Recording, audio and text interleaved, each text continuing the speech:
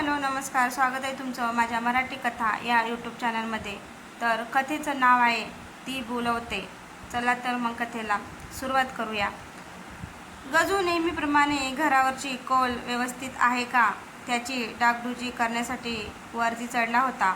पावसाळा सुरू होणार होता। नारळाच्या झाडाच्या मध्यभागी सुपारीच्या बागा ज्याने वेढलेलं एक सुंदर घर होतं। आजूबाजूच्या पंचक्रोशीमध्ये प्रसिद्ध असणारा बाली याचे ते घर होते। गजू हा बालीचा लहान भाऊ होता। घराच्या बाजूने आंब्याची झाड होती आणि त्याच्याबरोबर बाजूलाच एक बावडी होती। बावडी म्हणजे विहीर। गजूने खूप उंचावरून कौल दुरुस्त करत असताना सहजच आजूबाजूला पाहिलं। झाडाच्या वेगवेगळ्या भागातून परसदारातलं गजू लगबगीने छतावरून खाली उतरला। विहिरीजवळ सगळ्यांची गर्दी झालेली होती। आजूबाजूचे 7 ते 8 लोक त्या ठिकाणी येऊन थांबले होते। पाण्यामध्ये एक प्रेत तरंगत होते। त्याचा चेहरा खालच्या दिशेने होता। पाठ वर होती, त्यामुळे काही दिसत नव्हते। नेमका कोणाचं प्रेत आहे ते सुद्धा कळत नव्हतं। लाल रंगाचे कपडे होते, ती बहुधा साडी होती। अण्णा आणि दादा या दोघांनी विहिरीतून प्रेत बाहेर काढण्यासाठी बागेतल्या 2 कामगारांना दोरीच्या सहाय्याने उतरायला सांगितले। तेवढ्यात बाली त्या ठिकाणी आला। तो म्हणाला, थांबा, पोलीस परत आला।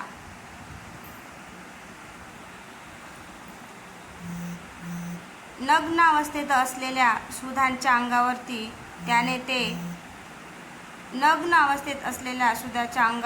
त्याने ते बेडशीट टाकले। या 4ही भावंडांची एकुलती एक असणारी धाकटी बहीण होती।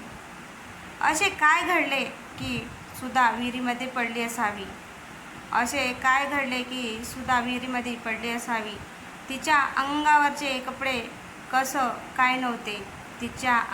कपडे कसे काय नव्हते? या सर्वच गोष्टीचा विचार डोक्यामध्ये सुरू झाला। एका पाठोपाठ एक सर्व प्रश्न डोक्यामध्ये येऊ लागले। कांता, कांता म्हणून बालिया हाक मारत होता। ती धावत पळत बाहेर आली। तिने हे दृश्य पाहिले आणि सर्वांच्या तोंडाचे पाणीच पळाले। सुधा तिचा डावा पाय कापलेल्या अवस्थेत दिसत होता। अतिशय भयानक रीत त्याला कायम सुधाबरोबर राहायची सवय होती। तो रात्री झोपायला सुद्धा सुधा आत्याकडे जातो म्हणून तिच्या खोलीमध्ये झोपण्यासाठी जात होता। बाळू कोठे दिसत नाही या चिंतेने मध्ये सर्वजण होते। आता सर्वजण बाळूचा शोध घेण्यासाठी आजूबाजूचा परिसर शोधत होते। अचानक असं काय घडलं होतं की सुधा हिला एवढ्या भयानक पद्धतीने मारण्यात आलं होतं? प्रत्येक जण जीवांच्या आकांताने बाळूचा शोध घेत होते। जया मोठमोठ्याने रडत होती। कांता तिला समजावून सांगण्याचा प्रयत्न करत होती। आपल्याला बाळू भेटेल का म्हणत या घटनेची चर्चा सर्वत्र होऊ लागली। बातमी गावभर पसरली आणि सुधाचे भयानकरित्या मारलेले प्रेत पाहण्यासाठी वस्त्यावरील लोक बालीच्या घराच्या दिशेने येऊ लागले। पोलीसची गाडी सुद्धा बालीच्या घराच्या दिशेने आली। जागेवरती पंचनामा करण्यात आला। बाली त्या ठिकाणी उपस्थित होता। त्याला पाहून पोलीस अधिकारी म्हणाले, हा खूपच वेगळा प्रकार आहे। हा खूपच वेगळा प्रकार आहे. अशा पद्धतीने आजपर्यंत कुणी कुणाला मारलेलं आम्ही पाहिलं नाही. अशा पद्धतीने आजपर्यंत कोणी कुणाला मारलेलं आम्ही पाहिले नाही. तुमच्या बहिणीच्या बाबतीमध्ये कोणाचं वैर होते का? तुमच्या बहिणीच्या बाबतीमध्ये कोणाचं वैर होते का? तुमचे कोणाचे वैर आहे का? कारण सूड भावनेच्या पोटी हे काम केले असा अंगावरचे जे काही व्रण आहेत व ज्या पद्धतीने तिचा डावा पाय कापलेला आहे, हे पाहता हा खून नाही तर तिचा विशिष्ट विधीसाठी दिलेला बळी आहे असे मला वाटते. या ठिकाणी पोलीस आहेत. कोणतीही व्यक्ती यावरती विश्वास ठेवणार नाही. परंतु मला खात्री आहे तू माझ्या या बोलण्यावरती विश्वास जरूर ठेवशील. मी तुला या बाबतीमध्ये जरूर मदत करेन. तू संध्याकाळी माझी गाठ घे.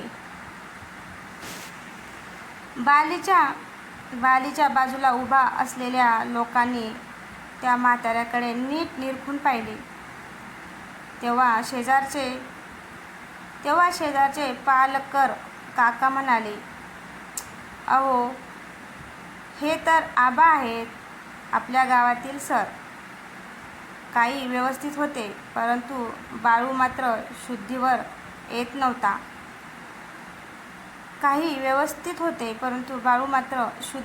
येत नव्हता.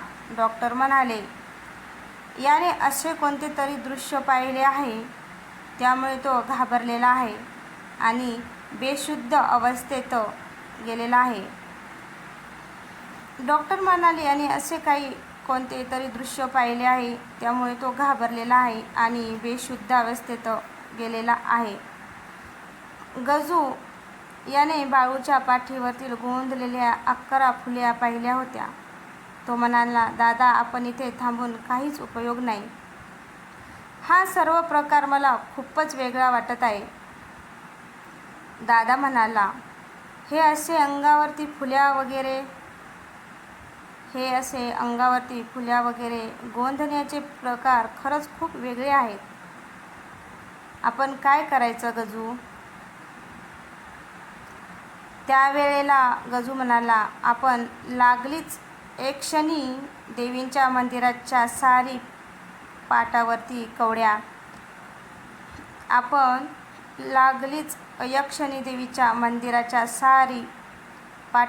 कवड्या टाकण्या अगोदर त्या कवड्या तिने दादा आणि त्याच्या पत्नीच्या हातात दिल्या. गजू काय घडते ते पाहत होता. कवड्या टाकल्यानंतर तिच्या डोळ्यावरच्या भावमुद्रा बघण्यासारख्या होत्या. विस्फारलेल्या डोळ्याने तिने त्या सारी पाटाकडे पाहिले आणि ती जाग्यावर ताडकन उभी राहिली. त्यानंतर तिने गजूकडे एकटक पाहिले आणि ती गजूला म्हणाली, ज्या ठिकाणी तुम्ही राहता त्या घरी मला यावे लागेल. त्यानंतरच मी या सर्व गोष्टी सांगू शकते. त्यानंतर तिने गजूकडे एकटक पाहिले आणि ती गजूला म्हणाली, ज्या ठिकाणी तुम्ही राहता त्या घरी मला यावे लागेल. त्यानंतरच मी या सर्व गोष्टी सांगू शकते. त्याच वेळेला सर्वजण लागलीच तिला आपल्या घरी नेण्यासाठी तयार झालेले होते. आजवरच्या माझ्या या सारीपाटाच्या विद्येमधील माहिती आजपर्यंत कधीच लपून राहिली नाही, परंतु ही पहिली वेळ आहे जेव्हा ही गोष्ट लपून राहिलेली आहे. माझे गुरु रंगदेव यांच्याकडे निरोप पाठवला पाहिजे, कारण त्यांनी मला ज्या विद्येचे ज्ञान दिले आहे त्या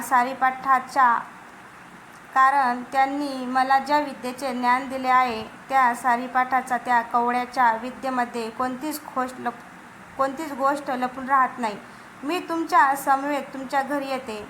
ज्या ठिकाणी ही घटना घडली त्या ठिकाणी मी येऊन सर्व गोष्ट अगदी व्यवस्थितरित्या पाहणार आहे.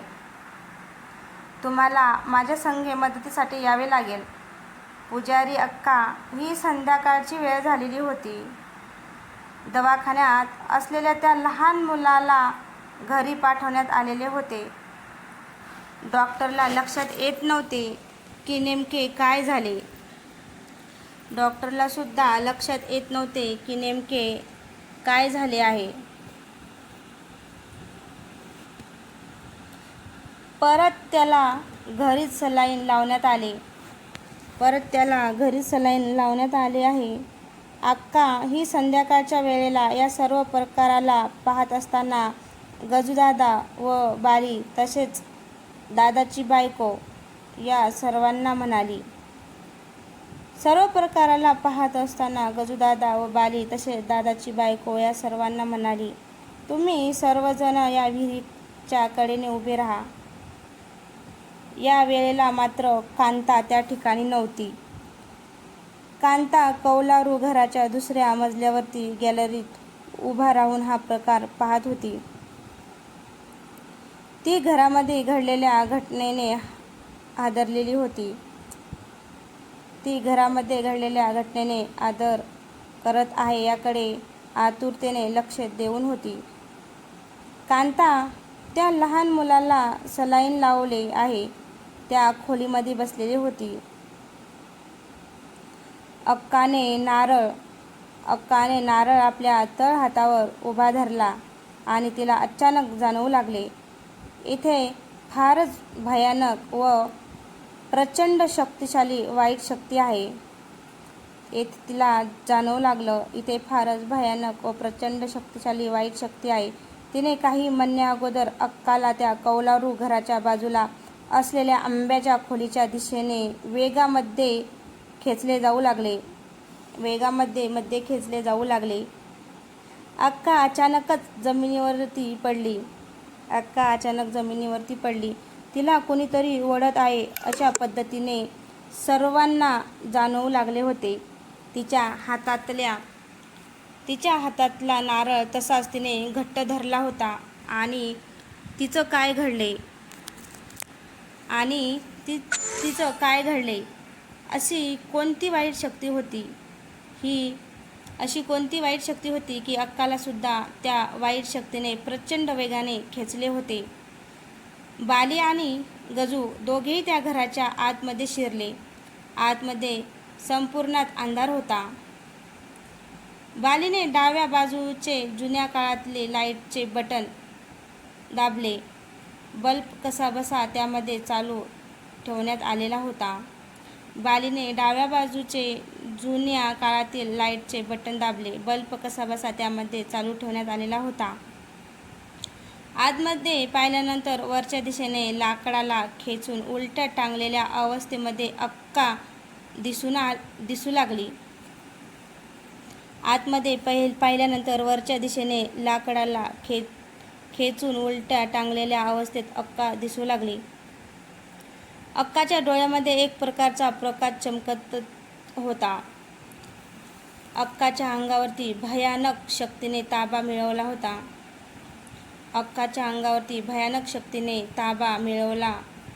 होता. असे जणू सर गजू मंदिरामध्ये पोचलो आणि त्याने तेथील 2 सेवेकऱ्यांना निरोप दिला की अक्काला या पद्धतीने वाईट शक्तीने घेरले असून त्यांच्या मागच्या घरामध्ये उलटे टांगलेले आहेत. अक्काचे गुरु रंगदेव यांना निरोप पाठवण्यात आलेला होता. आता पुढे काय होणार याची सर्वजण वाट पाहत होते. सेवेकरी सुद्धा हादरून गेले होते, कारण अक्का एवढी शक्तिशाली व्यक्ती त्या गावामध्ये कोणीच नव्हती आणि तिची भयानक अवस्था झालेली आहे. अक्का एवढी शक्तिशाली व्यक्ती त्या गावामध्ये कोणीच नव्हती आणि तिची भयानक अवस्था झालेली आहे हे ऐकल्यानंतर सर्वांनाच भीती वाटू लागली. तो घराच्या पाठीमागचा भाग किंकाळ्यांनी आक्रोश यांनी